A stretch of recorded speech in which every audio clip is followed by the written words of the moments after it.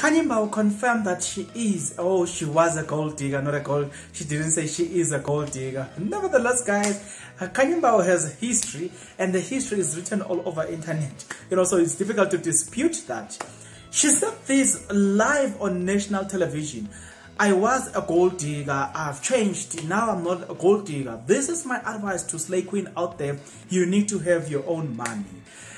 Without further ado, guys, let's first look into this topic that I think a lot of us needs to somehow learn some few things there and there, you know what I'm saying? One, okay, maybe one would say, KHANYI MBAU, now you are not a gold digger because out of your gold digging tendency, you are you make sure that you save, and then now that you are tired of your gold digging tendency, now you want to quit. What about the people you looted? You know what I'm saying?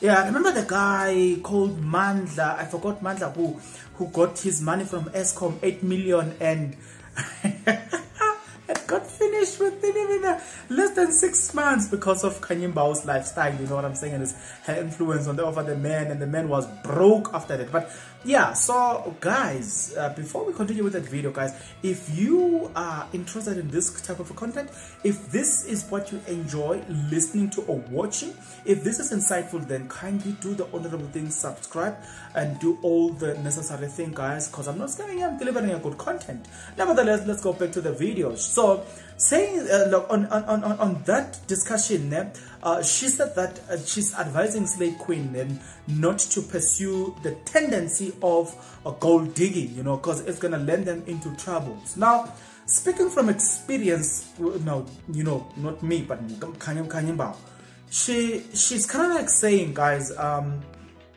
be independent, have your own things, do not depend on men, because if you do not depend on men, you know, men cannot control you.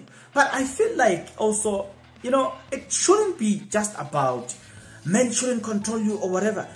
People, let's have our own things, you know, just because we are all created with the capability of achieving more, you know what I'm saying, in life. So it shouldn't be just about the fact that you don't want to be controlled. So we've got all we will have succeeded for all wrong reasons. But I believe, you know, that have your things because God created us to have our own things, you know, to have our own independence, because the gold digging tendency, guys, it's not okay. It also sells a delusional conception of what a woman is out there, and when people begin to take you for granted, then you have a problem with the fact that they are taking you for granted. But the things or your tendencies, your habits in life doesn't command respect, you know what I'm saying? Most of those gold diggers will say, you know, a man must do this, a man must do that, a man must do this. Then all they have is just their private part. They've got nothing else to offer except their private part. And most of them, they don't even know how to cook, you know what I'm saying? So they kind of like, they distance themselves from the real wife duties, you know what I'm saying? So you're looking at, if you have long nails and all the stuff, guys, you can't even open a tin, you know what I'm saying? Yeah, you can't even open a cooked beans tins because your nails are that long. So you ask yourself a question of what's your, how, you know, how useful are you then if, you know, you don't have money?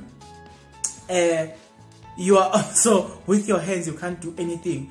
You know what I'm saying? How useful are you then? You know what I'm saying? So that's what I'm saying. Maybe at least it is better for somebody who has money, you know, who can just hire people to do those works. But if you are poor like me, you know, so you have all your long names just because you've got your private part different from a man, and now you think you are in the driving seat because men must come before they get into, you know, that private part. They must have given you some cash. You know, a lot of things do okay. I've seen it myself, you know what I'm saying?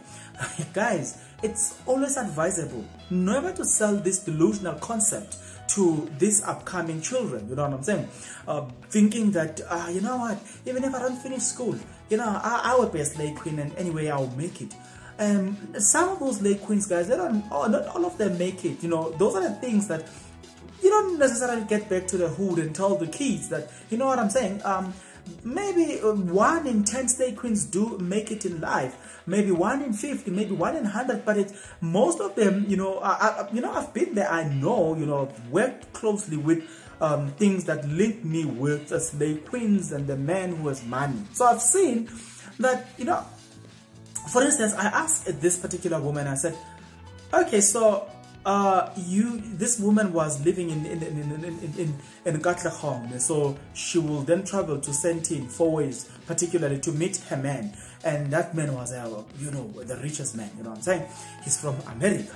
So, and then when he's not in South Africa, she's also dating a Nigerian. So yeah, and then also the Nigerian lives in 4 ways. So the Nigerian's also money, you know what I'm saying? So then I asked her, you know, because she was open to me, and then I asked her, and I was like, okay, so you're making money out of your gold digging tendency, your slave queen tendencies? And she agrees and say yes. And then, you know, sometimes I get 2,000 in it, you know, sometimes they give me 2,000, sometimes 5,000, you know. Okay, but what are you doing with that money? And, you know, the funny part is that she doesn't have a plan.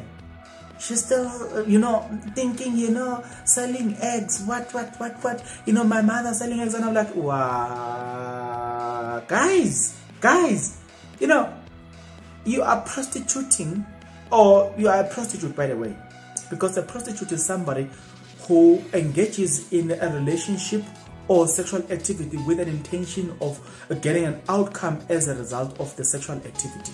That's a prostitute. It doesn't matter how many men you have, you know, as long as that mindset is in you. Then, so I was like, it's pointless to be a slave queen, you know, you killing yourself every day, because drinking every day is not nice. You're gonna get old very soon. So you're doing all of this, but you don't have, you know, you get those 5,000, you know, but you don't have something to show, or to show, you know what I'm saying? You don't have a car. You didn't buy even a single car out of that money, because, you know, I'll take that lady, or I will see that lady maybe twice in a week, you know what I'm saying, 3 times in a week, you know what I'm saying? She's moving from the hood to the Sentin, you know what I'm saying? So I was like, okay, she must have, maybe she's killing it, but only to find that she's not even, you know what I'm saying? So, you know, I'm like, what's the use? But I don't have a problem with the slave queens themselves. I have a problem with the children who are learning from the slave queens. So we are sending a delusional concept, and that's my problem.